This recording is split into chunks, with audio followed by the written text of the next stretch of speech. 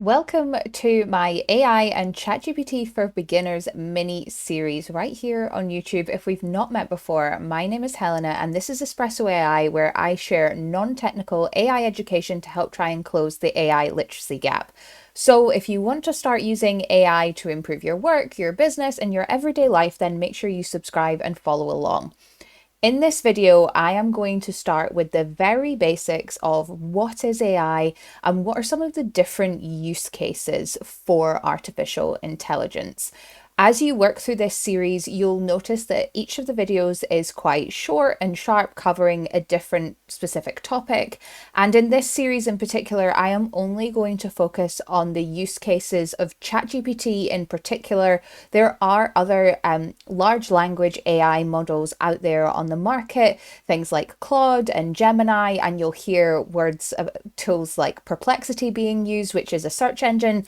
But for this series, I am just going to focus solely on ChatGPT. I am not going to do a ton of editing in these videos. They aren't going to be super slick and smooth. This is more about conveying the information to you in a really digestible format that is designed specifically for beginners. So I'm not going to go into a bunch of technical jargon. We're not going to be talking about the ins and outs of coding and all of that great stuff. That is not this series. This is talking about the fundamental basic building blocks. So if you're thinking about how do I get started with this whole AI thing, how can I use ChatGPT? What are the different use cases for it? How can I actually get it to work for me? Then this series will give you that basic foundational knowledge. So let's get into it. First of all, let's talk about what AI actually is. AI, of course, stands for artificial intelligence, and it's a way of making computers think and learn like humans. But instead of following fixed rules, AI can analyze information, find patterns, and make predictions.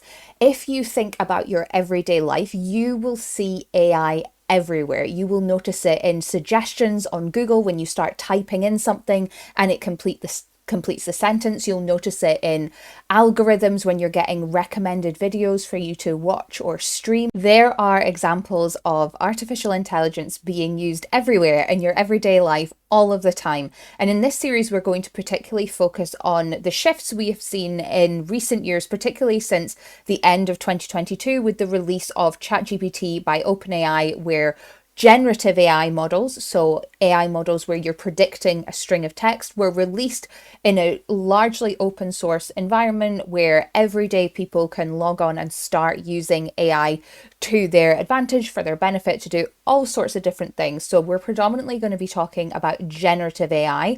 And that's kind of a catch-all term for artificial intelligence, which is a larger topic, if we want to put it like that. There are three main different types of AI in the market as we see things at the moment. There's narrow AI, which is often referred to as weak AI. This is the AI that we're using today. It's designed to do specific tasks, i.e. chatbots, recommendation engines, things like ChatGPT, Google Translate, Netflix recommendations, all of that good stuff is all, despite it being incredible, actually referred to as relatively weak AI because it's doing one very specific thing. You then got general AI, strong AI, human-like AI. And this is still very much experimental. I feel like at the moment where we are in early 2025, the market kind of seems like it's running away and the robots are coming in and they're doing all sorts of different things, when actually this is still in relatively early stages. It will accelerate quickly, which is why I am so passionate about people, particularly women, learning about AI early and how we can leverage it and how we can implement it in our everyday lives. But it's still in its fairly early stages in terms of general AI. And this is AI that can think, learn, and solve problems like a human. And it would be able to perform any intellectual task that a person can do. And right now, we do not have this, okay? This kind of autonomous action taking and super intelligence just isn't in the market at the moment. And then we have super AI, which is kind of in the future, potentially the future of AI. And this is where AI is smarter than the human in every single way. And this is the kind of stuff that you see in sci-fi movies, and it's purely theoretical for now, but it's definitely a major discussion in AI and AI ethics in particular for what does that mean for the future of humanity and all of the regulation that needs to come around generative AI models and where they could potentially go. So let's talk about how AI actually works. And this is really important because when you're going to be using these tools, it's important that you understand what they're built on so you can know how to get the best out of them. First and foremost, AI is powered by data and by algorithms. Data is the information that AI learns from, and it's predominantly text-based for applications like ChatGPT and Gemini, such as articles, books, transcripts, things that are available online.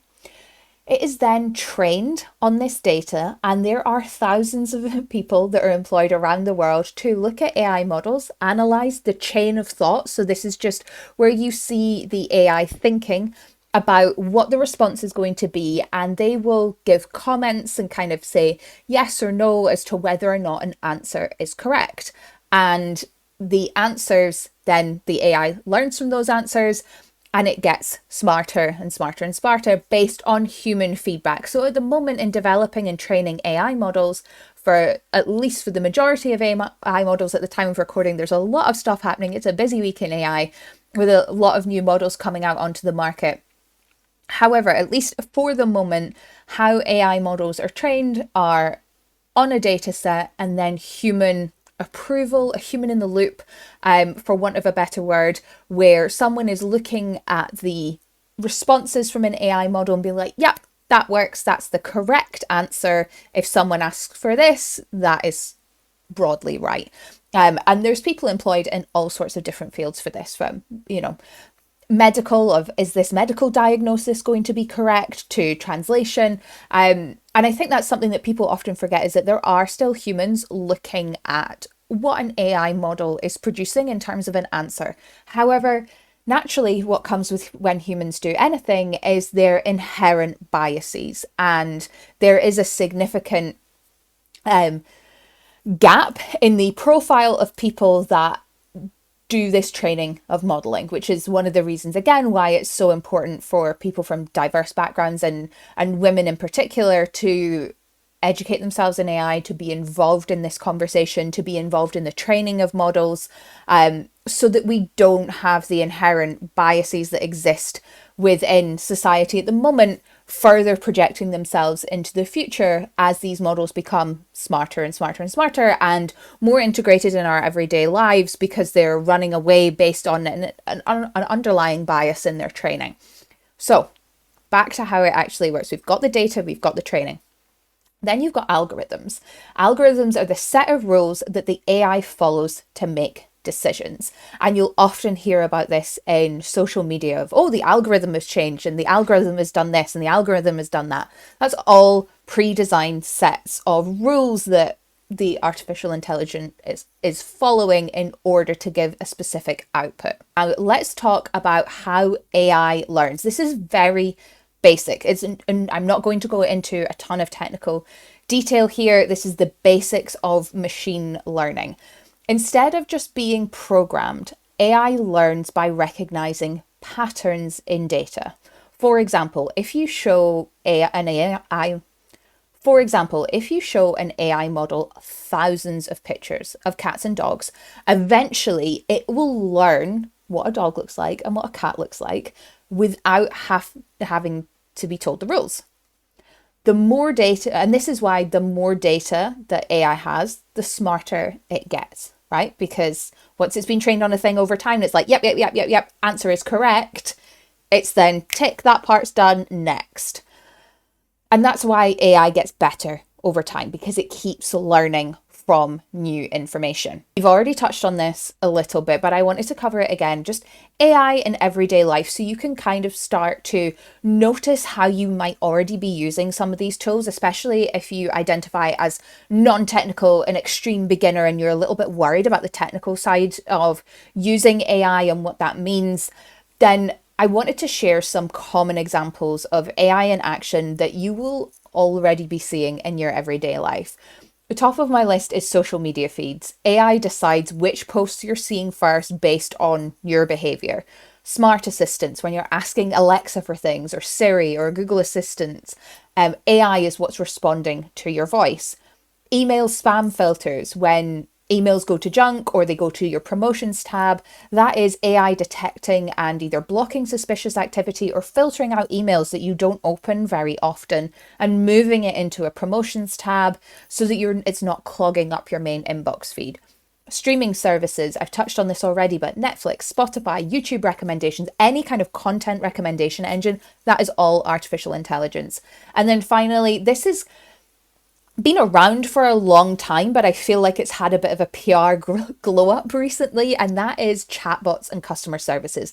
Many websites now use AI chatbots to answer common questions, and sometimes it can be great, particularly if the AI has been trained really, really well by the company, but sometimes it can be not so great. And if you're a customer, you might be like, oh, I just need to get past the AI because I know this is a bot and it's not going to be able to answer the question that I'm looking for, and I want to speak to someone from a customer service representative. But if they're done well, chatbots can be amazing for companies to answer some of the common questions that they're getting, particularly subscription businesses when they're looking at, you've got people getting in touch about renewals, or they want to know when their next billing date is, or they want to change their address or their card or any of those kind of things. That can all be managed by an AI chatbot. So why is all of this so important? AI isn't just a trend. It's not a fad. It's not going away. And as much as you might be sitting thinking, I really don't want life to go in this direction from, whatever your personal preferences are, from an ethics perspective, from a fear perspective of worrying what this might mean for the future, it isn't going anywhere. Okay, it is only getting bigger and more advanced, which is why I am so passionate about people, particularly everyday people, understanding and learning about artificial intelligence and actually using it and leveraging it to their advantage early. Because this is the future of how we will all live, work, play, communicate.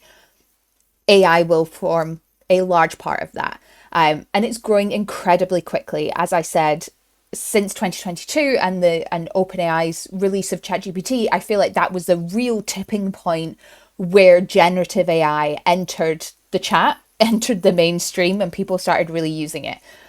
In 2020, the AI industry as a whole, remembering that that's a catch-all term for actually a huge industry with lots of different components to it, was worth 60 billion US dollars. By 2030, so we're halfway through this now, it's expected to be worth over 1.5 trillion. And to be honest, those figures sound incredibly low to me. It is completely transforming pretty much every industry on the planet. Healthcare, helping doctors diagnose diseases faster.